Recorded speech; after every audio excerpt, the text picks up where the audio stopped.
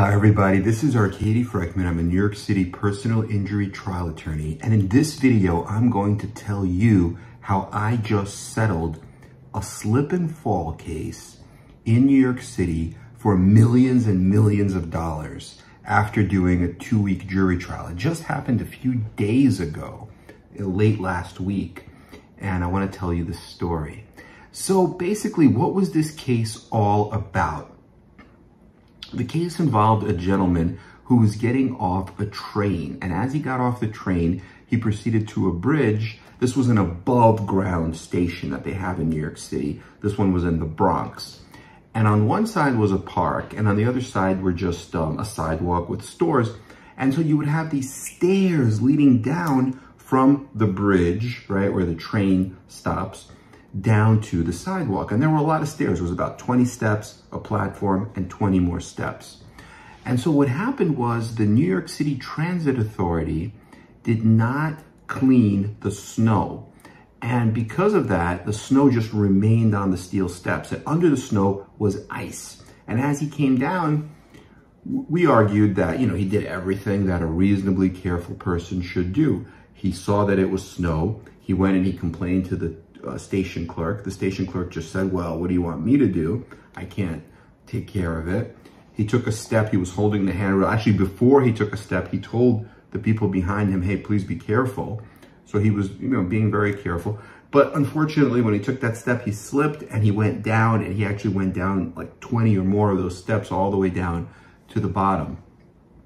So the issue became that, how do we prove that the injuries that he sustained were caused by this slip and fall? The issue we had was that this particular individual, he was about 33 years old at the time of the fall. He had 5 years before this fall, he had a fusion surgery to his neck that he got as a result of a car crash. So 2 levels in his neck were already fused. And so what happened in this case is he went to the hospital, they treated him, they released him. He still had pain. He went to the hospital again, a different hospital the next day.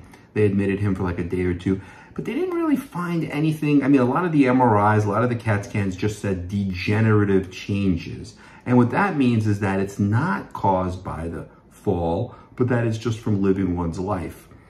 And so we had the difficult task of arguing that these injuries, because he ended up needing another fusion surgery, a revision to the neck. And so we have the difficult task of arguing that these injuries are not just degeneration, right? They're not the same injuries he had 5 years ago, but they're new injuries, or they're aggravations and exacerbations, meaning that to the extent that that original injury, that original condition was made worse, to the extent that it was made worse. So we had that difficult task. And I think we were able to do it in a number of ways. First, we showed a timeline. And we said, look, he had the car crash. Look, there's no treatment after that surgery. The surgery was a really good, he had a really good result after that surgery 5 years before this fall. And there's like a 5-year gap with no treatment. Then when he has the fall on the subway, all of a sudden he's got treatment. He's got physical therapy. He's got different, orthopedics. He's got all this treatment. And I showed it on a timeline. It was a nice 3D timeline where you could jump from doctor to doctor. And we showed it during opening statement in the courtroom. And I think that was effective. The other issue was that there were no medical records for this surgery that happened 5 years ago. And the reason there wasn't was because the defense never really made that argument. We had to litigate this case for years and years before we even got to trial, right? So the defense could have said, hey, you know what? We believe this is from the prior condition. Let's get those medical records. And they could have gotten them. We could have gotten them. But they never even made that argument. They kind of just litigated the case without ever bringing this issue up. Then at the eve of trial, when they got worried that, hey, this could be a big case, all of a sudden they said, yeah, that's it. It's the prior condition, But the records were already gone. The doctor didn't have them anymore because so many years passed. And so nobody could get them. So then it was like speculation on their part, right? Because they can't prove that it happened from the prior condition. So we made that argument. We made the timeline argument. And also we just talked about the human story, the fact that the person was very active before the fall. He was doing sports, he was dancing, he was running. He was a very active individual. So are you saying that all of a sudden, like a bolt of lightning, this prior condition just came back, and it also came back at the very same time that he fell down all these steel stairs. But the steel stairs had nothing to do with it, right? Is it all just a big coincidence? Or, using your common sense, is it likely that this fall was a substantial factor in bringing about these symptoms, these new injuries, this pain, and all this medical care? And so I thought that, we had a pretty strong argument on that.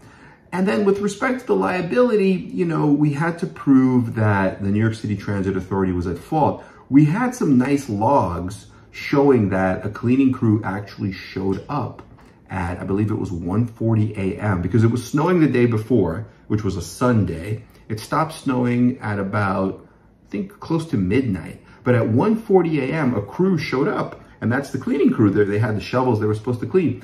But for whatever reason, the rail control center said, hey, these 10 people that showed up, go to another station, just go, leave. So they just left 10 minutes later. Nobody did any actual cleaning. And then, the next morning, a guy shows up at 9 a.m., one person. He starts cleaning the stairs on the other side because there's 4 different, staircases, 2 this way and 2 this way on that bridge. So he starts cleaning the other ones closer to all the stores, like there's a Dunkin' Donuts, but nobody cleans the ones by the park, and he gets off by the park. Now, that was the defense lawyer's argument that, hey, wait a minute, if he went back to complain, why didn't he go and, go to the other side and exit there? But it was all speculation, because if he just started cleaning at 9, our fall happened about 9:30, he wasn't done with it. He actually testified that at 10:45, he had to leave to go to another station to get sand. So obviously he wasn't finished with his job. So either he had blocked off the stairs because he was still in the process of cleaning them, or, perhaps he never even, if he started them. So we don't know. Our client actually told us that he couldn't even get to the other side because it was blocked off. You know how sometimes when you exit a train, they have those bars and you can't even get to the other side. So that was all things that we were going to talk about later on and try to, argue later on. But the case ended up settling, and ended up settling for $3,500,000, which we felt was a pretty fair number. We wanted to get more, but, as the case goes to trial, you never know what's going to happen. And there were a few issues with witnesses, a few issues with, like I said, liability, issues with damages. So we just felt like, that was enough of a settlement, especially in a tough case like that, a slip and fall on ice, that it could be a defense verdict, right? It could be worth much less. It could, of course, be worth much more. But then the flip side was, if it was worth much more, and if the jury would have given us, let's say, I don't know, $8 or $9 million, invariably the transit authority would have appealed that, and then we would be waiting like 3 or 4 years for the appeal to be decided. And then, knowing the history of how the appellate court rules, if we would have gotten $8 or $9 million, they probably would have said, you know what, that's too much. So just take 4 or take, 3.5, which is what we were getting as a settlement. And a settlement is like, a handshake here. I'm going to shake your hand. This is a done deal. I'm going to get this money in, 90 days guaranteed. So it was a much better deal for the client. And that's what we're always trying to do, is get the best possible outcome for the client. So that's basically the story. I mean, it was a serious injury. Like I said, there was a fusion surgery. There was a revision of the fusion. There was a shoulder arthroscopic surgery. There was a hand surgery as well, because one of the nerves that was impinged is the C8 nerve root, which runs to the ring finger and the pinky finger on the hand. So there was partial paralysis, and there was like nerve impingement, and they had to do a tendon transfer surgery. So it was he had a lot of injuries. He had very serious injuries, but like I was saying, I was telling my another lawyer from my office helped me try the case. We tried it together, and I was telling him, look, if this was a case where he was stopped at a red light and he got rear-ended, let's say, by a truck, and the truck had like $100 million in coverage, I wouldn't accept $3.5 million. I would take a verdict, and I think the case could be even a $10 million, $15 million case. Absolutely. But here, because of this liability, when you slip and fall on ice, it's always going to be like your fault. How come no one else fell? How come you didn't go on the other stairs that might have been clean? All these kinds of things. And you're trying to prove it to lay jurors, right? Just people that don't know anything about the case, just people from the community. So it's, it's a pretty good result. The judge, when we started, told us that the first offer was only $450,000. And as we were going, we were about to pick a jury. The judge told us that they increased the offer to 1 million. And she actually really pressured us. She said, you should take the 1 million. That's a good offer. She actually pressured us so much that she called the client and she said, I want the client to come to court.